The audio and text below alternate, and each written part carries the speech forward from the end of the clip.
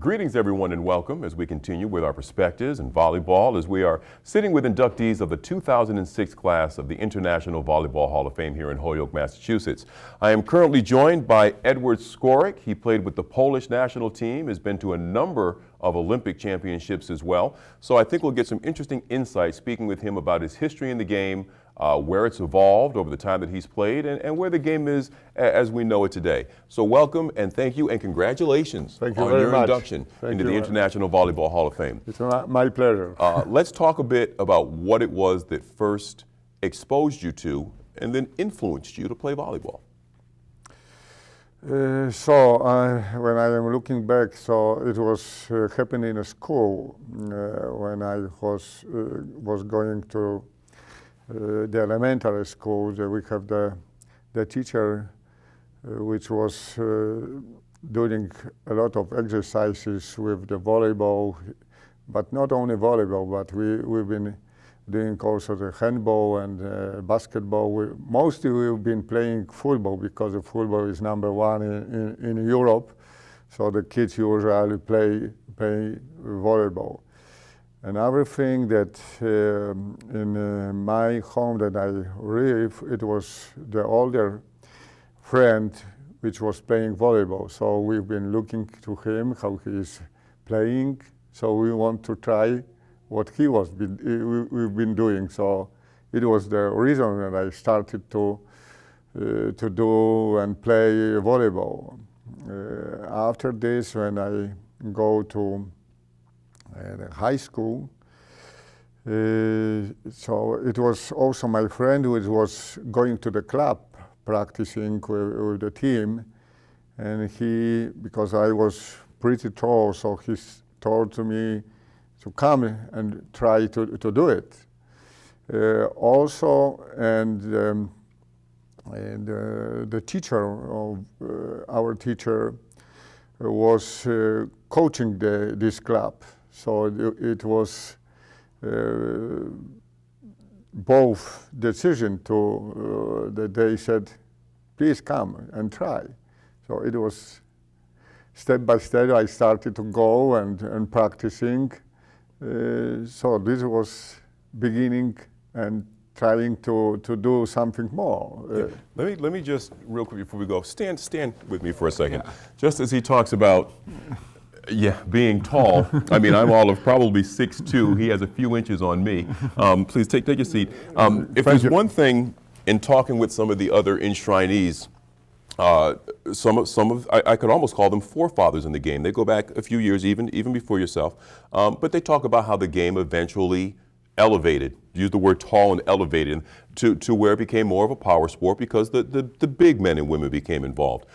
So when you talk about how they said, do you come on out and try, how old were you and how long did it take you to kind of get the coordination for the game? Because for tall people, it's not easy just to go out there and do it. You got to work at it. So how old were you and how long did it take to get to that? It's true, but I remember that I was going to the club and start practicing.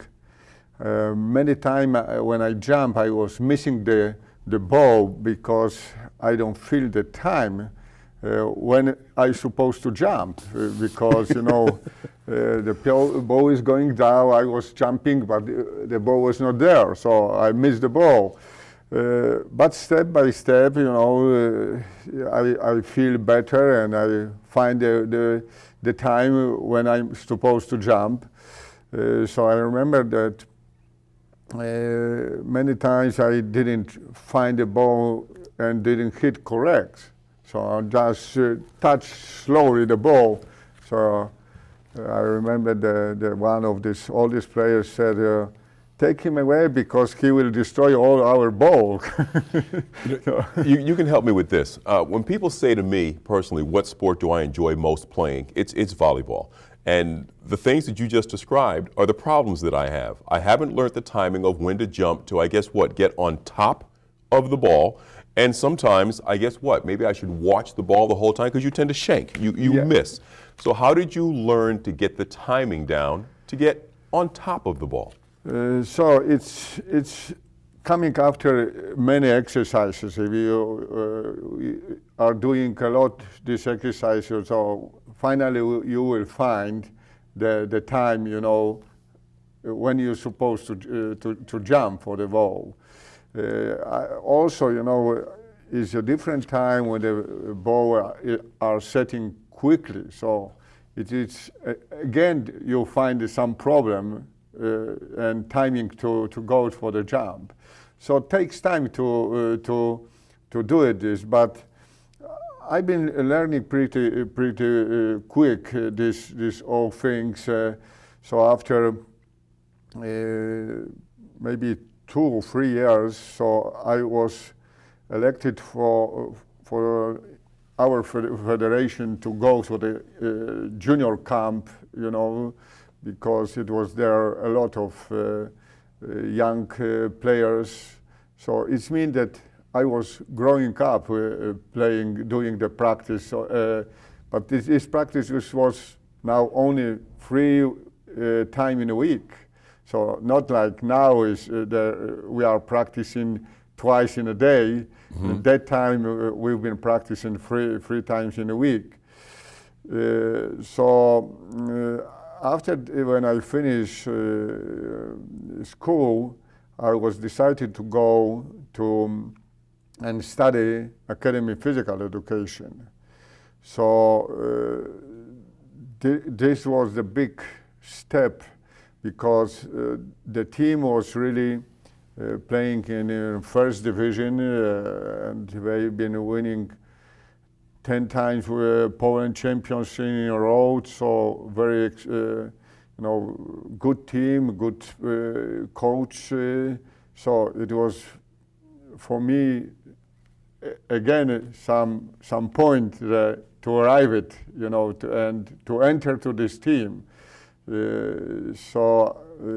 We've been practicing not only 3 times in a week, but we started to practice 6, 7, 8 times in a week. So it was for me very different. I was really tired because I was never prepared for this kind of practice. Yeah, it's an interesting conditioning. Yeah.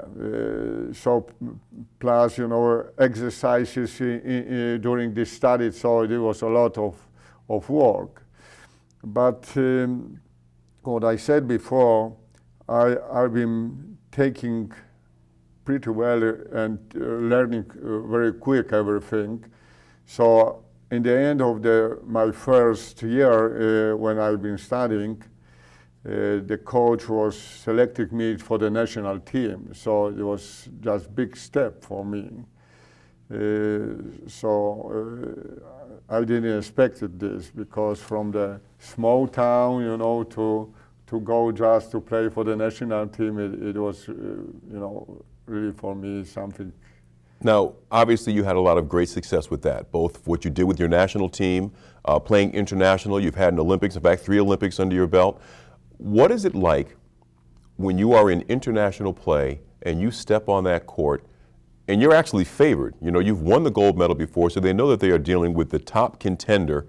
Just what's the sense of pride that you must feel when you walk out like that, knowing that you're the top dog, you're the top gun?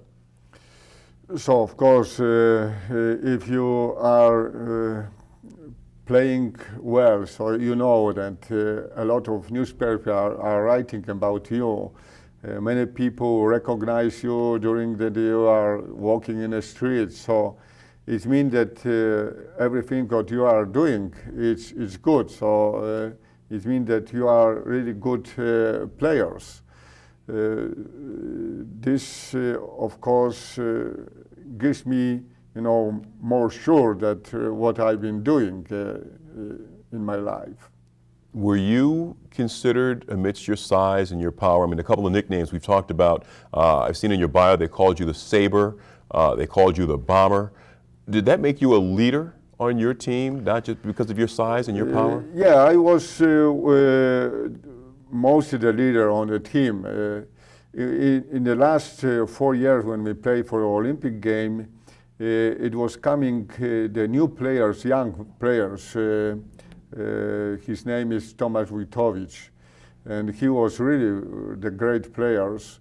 You know, probably we both was the most important key on a team in that time, because a lot of balls will be setting to us, to me and Thomas. We talk about what it's like trying to get your timing down to make the proper hit, the proper kill. You find yourself having to rebalance that every time you get a new setter? No, every time if you have the new setter, you need to adopt to this rule, because before a lot of time I've been playing with another, promoted here in the Hall of Fame, Sten Gościniak. He was really great setter. We've been playing all together for World Championship in Mexico in '74, and we won World Championship all together. So after this, he been decided to come and play in the United States, because here it was started professional league. I remember that after World Championship in Mexico, some people from United States, like Mike O'Hara, Chuck Nelson and Lily Nelson, they've been coming to us and talking to us to come here to play the professional league. So Stan was decided to come. So in this moment, because at that time it was again amateur and professional, so he couldn't go and play for Olympic game in Montreal, because he started to play professional. As a professional, yeah. So I didn't decide it. I said, no, I will stay 1 or 2 years more and play again and try to play in Olympic game. So it was my decision, and I think so it was a good decision. There are other of your countrymen, and as you've mentioned, some of your former teammates that are already in this Hall of Fame. How do you feel about the honor of being inducted into the Volleyball Hall? So for me it was a great pleasure, a great honor to be elected, for this award, because I think so. It means that you give something for a volleyball, that the people when you selected knows that you're supposed to be here. Of course, it's a big promotion on Polish volleyball, and also it means that the team in that time when we play, we give something new in volleyball. If you look at the time that you've played, I'm sure there were some highs and some lows. I mean, you've had those times where you're winning championships and then a time comes along and maybe you've lost a couple of close matches. Are there times when you thought to walk away from the tough competition of this game? It was the same decision, because after Olympic game I was decided to go to play in Italy and coaching in Italy. So I've been playing there for 2 years and coaching all together in the same moment. And after, again, I get a proposition to come here and play professional league, and I decided to come. And I've been playing here 4 seasons. So it was a new experience for me, because the rules, it was a little different, because in a team we have in that time 2 women and 4 men. So the women have been playing in a backcourt for the defense or receiving. The man was playing in the front of the net and hitting, blocking, like this. So it was a new experience for me. Let's talk about your coaching. Maybe here's my question. Let's talk about the time that you spent coaching. What are some of the toughest things that you have to do to motivate people to train, to learn in playing this game? So it's really tough when you are finish start to play and you decide to be the coach, because this is two different rules. So, when you play, you know what you can do it, and sometimes you will decide it by yourself to win, because you can say, okay, set me and I will finish for sure. If you are the coach, it is just different position. You try to explain and convince the players to do something, exercises, longer. Sometimes they didn't want, so you need to convince them to do it. So you find many problems, not like it was before the players. Yeah, I guess it's a little harder trying to lead and hoping that you won't have too many people wanting to battle with you. You would like them to rely on your experience, rely on your skills, and you just want them to follow. But it's not always that easy. Yeah, but I think so. It's much easier for the good players if he goes to work as a coach, because these people know that you was really good players, so they are listening to you and are trying to do something more. This is a good position. In your years, right up until today, what do you love most about the game? I think so.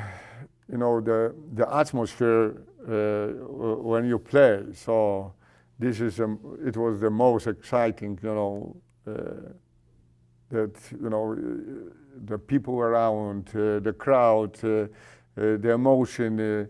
It's near to close in the set. So this is another point, and you are supposed to be more quiet, no nervous. So this was really nice. You've had a lot of great experiences. You've had some memorable wins. I'm sure you've had some trying losses. All of that is part of the game. I don't think you can truly succeed as a champion unless you've had to kind of work your way up to get to that pinnacle. When all is said and done for yourself, what is it that you would like for people to most remember about you, either as an individual or as an athlete in the game, if not both? So I think that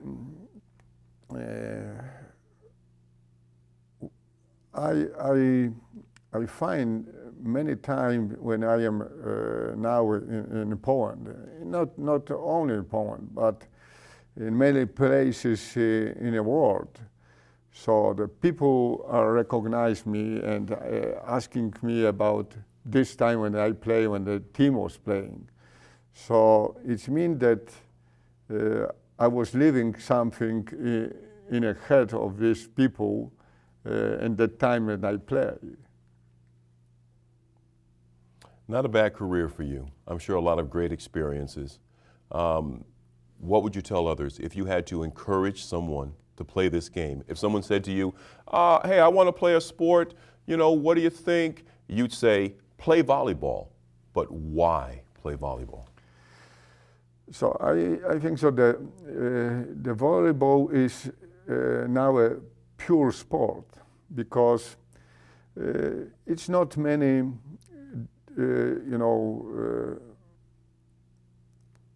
fact that the doping control was fined somebody to take the drugs or something. Another thing, it's when you play, you don't have the contact with the opponent. So this is another thing, another sport. When you are watching the TV, there is a lot of violence, because everybody wants to win. Sure. Doesn't look for the opponent. The aim is win. So in volleyball, of course, everybody wants to win, but you're supposed to play with the team. You couldn't win alone. The team playing is more important, organization, and if you are in a bad moment, team can help you. if in every sport, it's a little different. Polish national team member and inductee to the class of 2006 for the International Volleyball Hall of Fame. This is Edward Skorek, and I'll tell you, if there's one thing I love about this man's bio, they tell the tales that he could go up and master the spike where he could hit it straight down on the other side of the net, bounce right back up to the heavens. That's an art. I mean, it's a skill, folks, but that's an art, and you don't see it much. So I am honored to meet an artist, a skilled professional in the sport. Thank you very much. Congratulations on your induction in the Volleyball It was Hall my of Fame. pleasure.